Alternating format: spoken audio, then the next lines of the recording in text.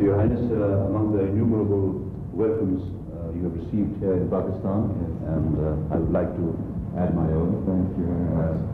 Thank you. Perhaps we could begin with a question which is apparently very simple, but not so simple. It's abstract as well as practical. Men have different reasons for serving humanity and their country, and so on. What are yours, Your Highness? Well, I think, first of all, my interpretation of my faith and my office. I was brought up from my youngest age as a Muslim. I observed my family practicing Islam. I was educated from a very early age in the faith. I studied the faith as a university student. And my interpretation is that any man who is in a position of authority has a duty to use that authority and whatever wealth he has for the benefit of the Ummah and of humanity. And that is part of the essence of Islam. It is the way in which the faith defines the role of the wealthy and the powerful in relation to society. And that is a profound part of my belief.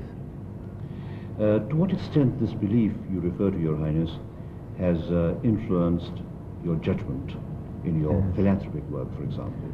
A great deal. In fact, it is the motivating force par excellence. That is the force which has encouraged me to look at various areas of help. I think that there are two forms of help. There is helping people without instigating them to help themselves. And then there is helping people by helping them help themselves. And I prefer the second form. I believe it is also the intent in a lot of what is said in the Quran and in the tradition that you don't help people once. You try to help them in such a way that they become self-sufficient. And then they can help others. You have known the best of the Occident and the Orient, such has been your background, your education, and your upbringing. What have you discovered to be the best in the field of education? Well, I think in terms of, let's say, the philosophical environment in which an individual lives, there's no doubt that the faith of Islam places the individual in society, in the world in which he lives, in a position where he is not in conflict with his time, and he's not in conflict with the science and technology of his time. The eternal values of Islam are such that whether the man lived 100 years ago or lives 100 years from now, he is always in his correct position. There is no conflict. So in terms of the humanistic, permanent values of a faith, I would say that obviously Islam puts an individual in a very privileged position. In the Occident, what I have found challenging and interesting is the concept of change and the acceptance that the world does evolve, society evolves, man himself evolves. And the concept of the static individual in a static society, in a static civilization, is totally in conflict with Western philosophy. Sorry for interrupting, but as they say, you cannot step into the same river twice. That's right. That's absolutely right. And I think that what I find so inspiring is that Islam is the bridge between those two philosophies. Why is it that, while we call it a bridge, sometimes, just for the sake of argument, why is it that we find this blend of the West and the East, the best among them, the technology and our moral values and spiritual values? Why don't we manage to find or discover a blend of the two? I think it probably stems from a number of factors. First of all, I don't think that science and technology has ever existed in a vacuum. It exists in a society. And it only survives in a society if that society needs the science and technology and uses the science and technology and invests in it. Therefore, science and technology per se are areas of difficult development in countries which do not have a strong industrial sector, which are basically rural, whose demography is rural. And I think that this whole issue of science and technology is intimately linked with the productive industrial sector of a country. If that doesn't function, and after all, it is that sector which does, in most industrialized countries, more than 50% of the investment in research and development comes from the industrial sector. Well, putting in a somewhat personal note, you are the spiritual leader, the moral leader, and of course the temporal leader as well of a very large community in the world. But then, now we see that you have the spiritual leadership on one side and the moral guidance on one side, and of course the establishment of a purely scientific and technological university on the other. And you have been able to find some blend between the two. Well, because I've tried to give this institution a mandate which is within Islamic philosophy, within the faith of Islam, but interpreting the mandate in such a way that the university can evolve, can grow. Now, as Chancellor of the university, what do you envisage to be the future of Pakistan's younger generation? I think yes. it's a difficult question. I think, first of all, one must start from the premise of Pakistan. A big country, a big population, a spread of Muslims from all interpretations of the faith, a rural country with a reasonably developed industrial sector, but not an extensively developed industrial sector. That makes me think of a country whose development could and inshallah will be multifaceted, not a monolithic economy, not a monolithic society, perhaps not even a monolithic interpretation of the faith. In that sense, Pakistan represents the multifaceted face of the Islamic world. Yes. Therefore, within its frontiers, it contains all the challenges, all the opportunities of the Islamic world. What I hope is that in this diversity, there will be a sense of strength rather than a sense of antagonism or conflict. And that sense of strength, which could come from many different peoples, many different attitudes, is perhaps one of the greatest opportunities. One of the difficulties is what needs to be done so that the youth in Pakistan interpret this situation as one of tremendous, perhaps even unique opportunity. Opportunity, as you say, of course, now it is for the youth to take it and make the best use of it. Yes. There's a subject very close to your heart, and that is architecture. Yes. You are the first non-architect to receive the Thomas Jefferson Memorial Medal in Architecture, and you have created the largest architectural award in the world. In what way does this intense involvement reflect the cause of Islam? Well, one of my concerns in thinking about the future of the Islamic world in the years to come is whether we have sufficiently interpreted the fact that Islam is a complete faith. It touches every aspect of man's life, not only his spiritual life, but his contact with his environment, with his family, with the world around him. That fact was translated for centuries into some of the greatest architecture in the world, recognized by all civilizations, not just by us. And not only was it an inspiration for buildings related to the practice of the faith, but for secular buildings.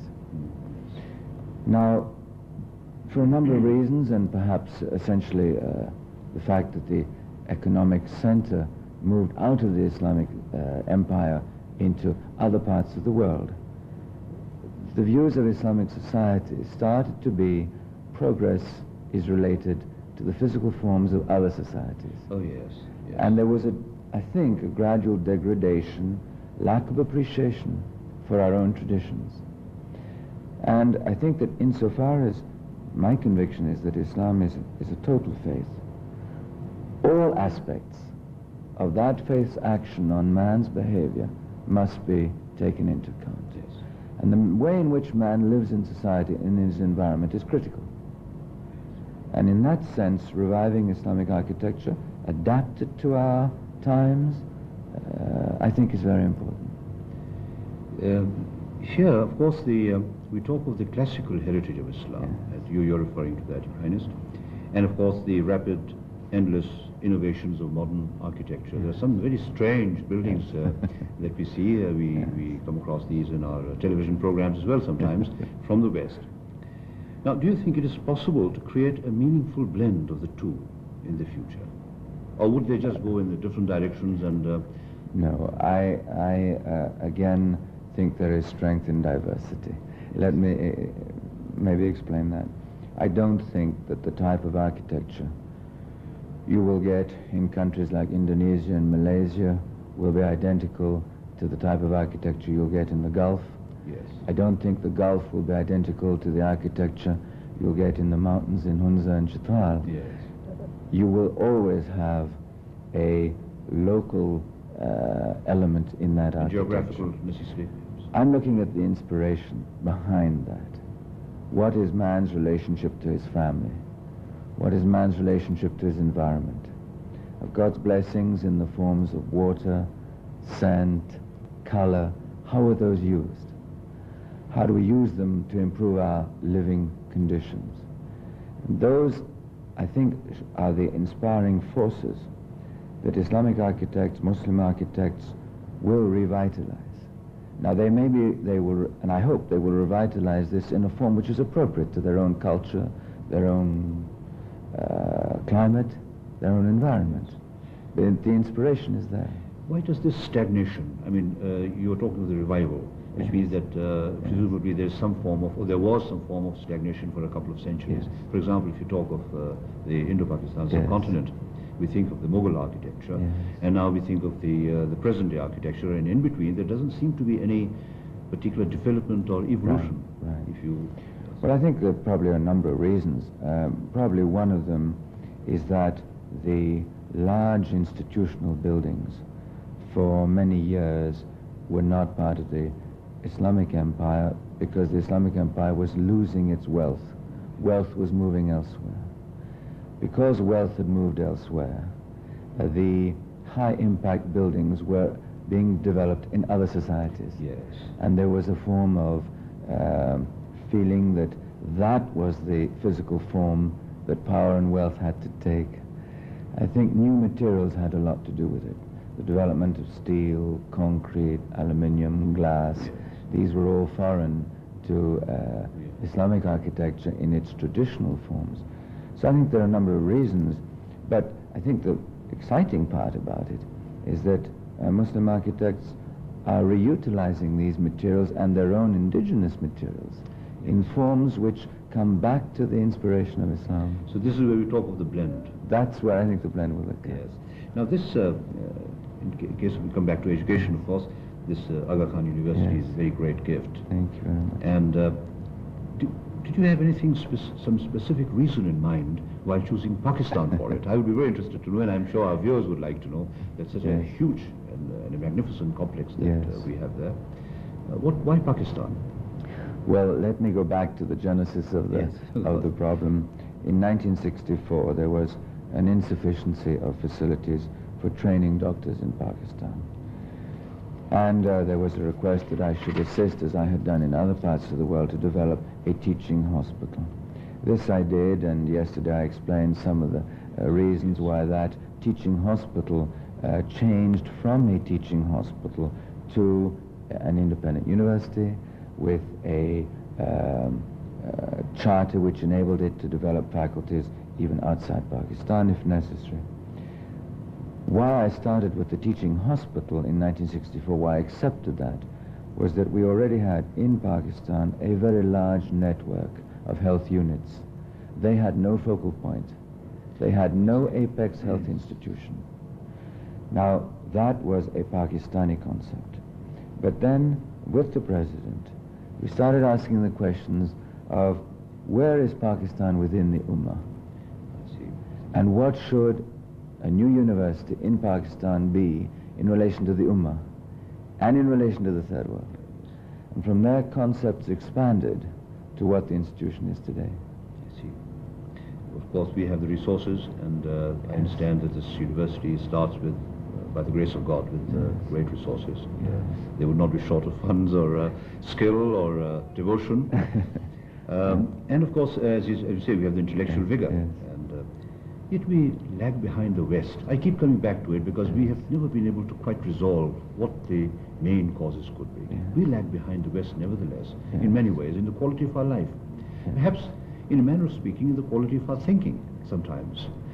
Now, are we indolent? We don't want to work. Or are we pessimistic? Or is it, Your Highness, that we do not have the kind of unity we want to have in the Ummah, so that all of us could get together, pool our resources into it? What would be the main cause of it? I'm not sure I could say what is the main cause. I think there are a number of factors which have influenced this. I think the first thing is that we are dealing with problems which are not problems of the industrialized world. Let me give you an example. The population of Pakistan is 70% rural.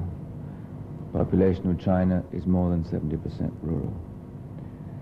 That population produces probably 100% of the agricultural product of the country. In the United States, less than 2.5% of the population is agricultural, and it produces 100% of the agricultural produce. So in the first place, we're talking about different lands and different demographies. I think in the second place, there has been a swing of economic development.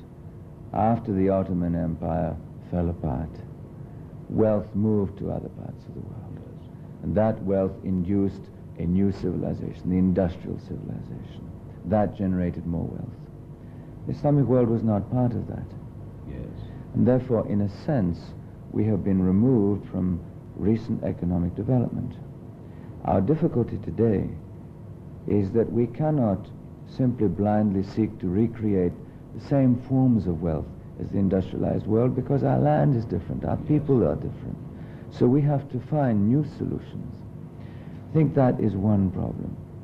I think the other problem is, as you said, a lack of integrity in view. Every country, for historical reasons very often, has been under different influences. Many countries were under French governance in the last century, others under British governance, and so on and so forth. That has not allowed an integral view of the Islamic Ummah. I think that's another reason. I think perhaps the third reason is that we have been faced with a historical question. How does government change in an Islamic country? What are the political forms which are acceptable within Islam, acceptable within our time? How do they function? And that has caused a large number of different forms of government, of processes of change, some inherited, some new. But the fact is that there has been a lot of change. That destabilizes, it breaks continuity in development. I think we have to try and find solutions to that problem.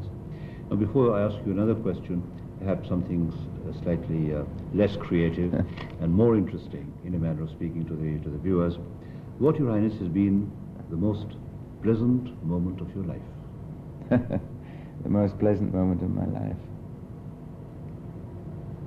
You know, man's mind is not perfect, and to reconstitute all the important events in my life would be very difficult. I think what is important in any man's life is the satisfaction he gets from what he does. And certainly yesterday was one of the important days in my life, because it is not given to every man to create a new university. It is not given to every man to receive the sort of support that I think this university has received. It is not given to every man to say, well, maybe an institution has come into existence that might one day have a significant impact on people who are important in my life. In other words, you'd like to see it grow in front of you. And you did pay tributes to your team, which was really very kind of you, and very realistic, because it's really the team that does the... in fact, we have our friends here who have been working for many hours. I have just come over here and asked Your Highness these questions. They're the ones who have put the whole thing together. There is one thing left, perhaps. Of course, there are many things left, because in your life it's just impossible to contain it. You have a dream, the renaissance of Islam, and all your activities really converge on that particular point. But what makes you believe it will become a reality?